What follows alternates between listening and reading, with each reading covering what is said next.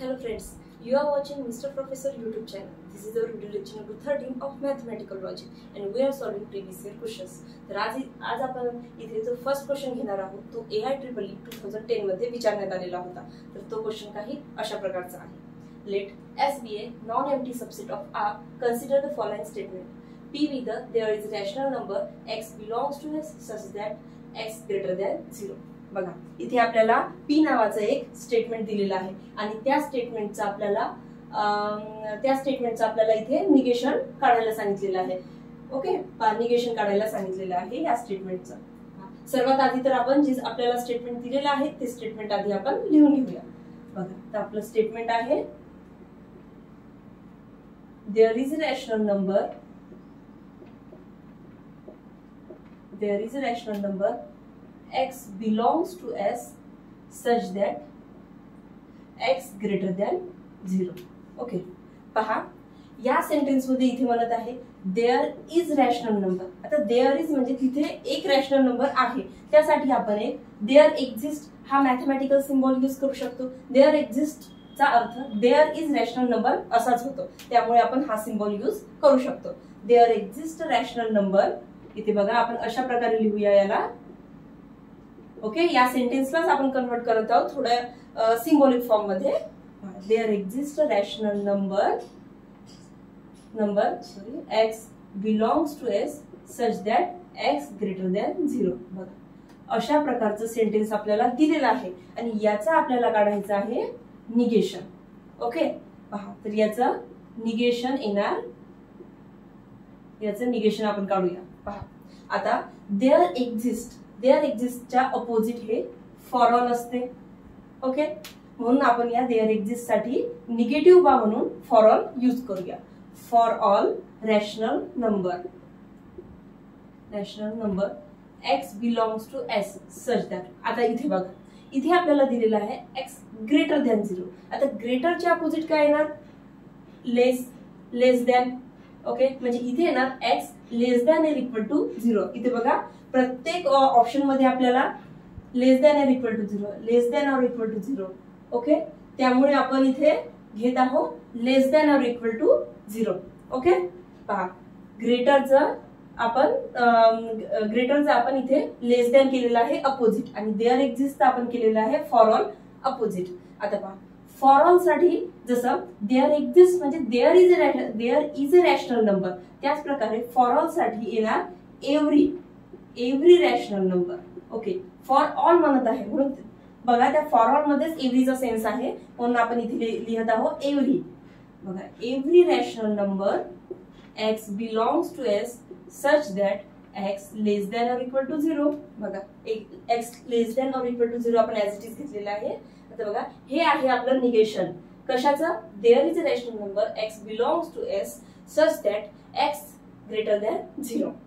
Okay, आता हे आपल्याला दिसत आहे ऑप्शन नंबर सी मध्ये, म्हणजे option number C is the correct one. थोडा किचकट होता क्वेश्चन पण इथे तुम्हाला समजेल. तुम्ही पुन्हा एकदा या क्वेश्चनचा आन्सर रिवाइज करू शकता. ओके, यानंतर आपण आपला क्वेश्चन नंबर 2 कडे वळूया. बघा तर मग आपला सेकंड क्वेश्चन हा कर्नाटका CET 2002 मध्ये विचारण्यात आलेला होता. तर तो क्वेश्चन आहे when does the current flow through the following circuit. बघा इथे आपल्याला एक सर्किट दिलेला आहे. बघा एक सर्किट दिलेलं आहे, त्या सर्किट मध्ये P Q डॅश आणि R आपल्याला दिसत आहे. बघा पुन्हा आपण एकदा ड्रॉ करून घेऊया हे सर्किट म्हणजे तुम्हाला आणखी चांगल्या प्रकारे कळेल. अशा प्रकारची आपली सर्किट आहे आणि इथे आपल्याला P दिलेला आहे, इथे Q आणि इथे Q डॅश आणि R. आपल्याला माहित आहे Q डॅश म्हणजे निगेशन ऑफ Q आहे. ओके, पहा तर इथे आपल्याला विचारत आहे की बा या सर्किट मधून करंट कधी फ्लो होणार. आता सर्किट मधून करंट कधी फ्लो होत असते?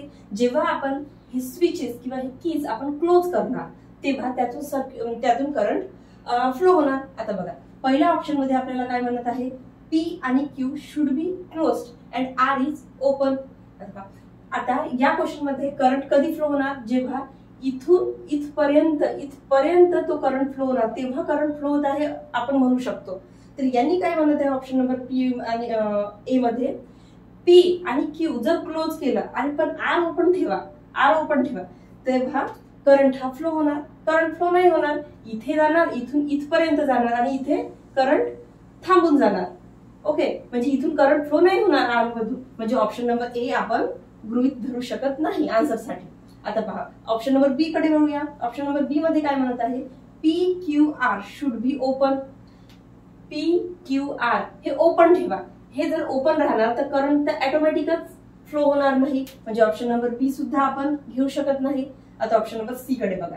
ऑप्शन नंबर सी मध्ये म्हणत आहे P Q R should be close, म्हणजे हे क्लोज करा. हे पी क्यू आर हे जर आपण क्लोज केले तर करंट फ्लो होणार का म्हणते.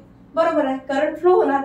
हा करंट या प्रकारे फ्लो होणार, इथून असा जाणार, ओके, असा आणि असा असा, म्हणजे इथून करंट फ्लो होऊ शकतो जर पी क्यू आणि आर हा आपण क्लोज केला. म्हणजे ऑप्शन नंबर सी हे करेक्ट आहे. ओके, म्हणजे option number C is the correct one.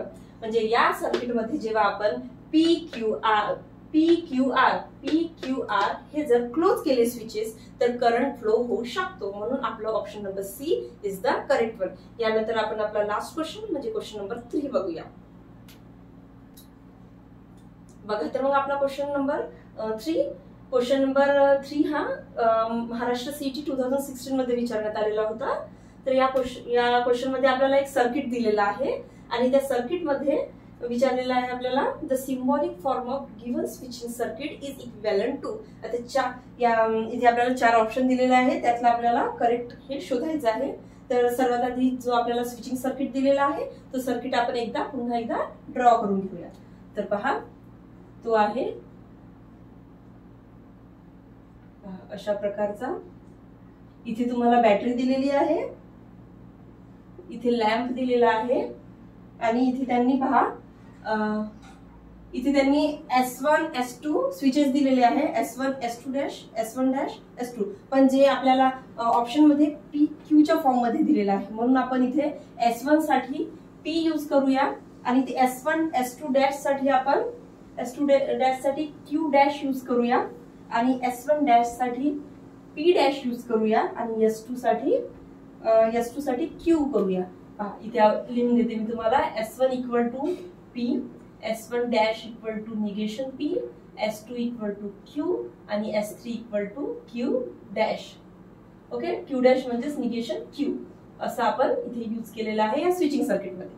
तर बघा इथे आपल्याला हा जो करंट फ्लो आहे तो पॉझिटिव्ह टू निगेटिव्ह फ्लो होणार. ओके, आणि इथे लॅम्प ग्लो होणार जर आपण हे स्विचेस क्लोज केले तर. ओके, तर पहा इथे the symbolic form of given switching circuit is equivalent to. तर सर्वात आधी आपल्याला सिम्बॉलिक फॉर्म काढावा लागेल आणि त्याला थोडं सिम्प्लिफाईड करावं लागेल आणि ते सिम्प्लिफाईड केल्यानंतर आपल्याला आन्सर हे मिळू शकते.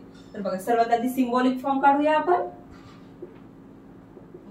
Symbolic form of given switching circuit आपल्याला माहित आहे, जर पॅरलल मध्ये असेल तर ते ऑर मध्ये येणार आणि जर एका सिरीज मध्ये असेल तर ते आपल्याला ऍड यूज करावं लागेल तिथे. पहा तर सर्वात आधी P आणि Q डॅश आपल्याला सिरीज मध्ये दिसत आहे, एका लाईन मध्ये दिसत आहे, म्हणजे इथे आपल्याला सिम्बॉलिक फॉर्म यूज करावा लागेल P and Q dash. Correct.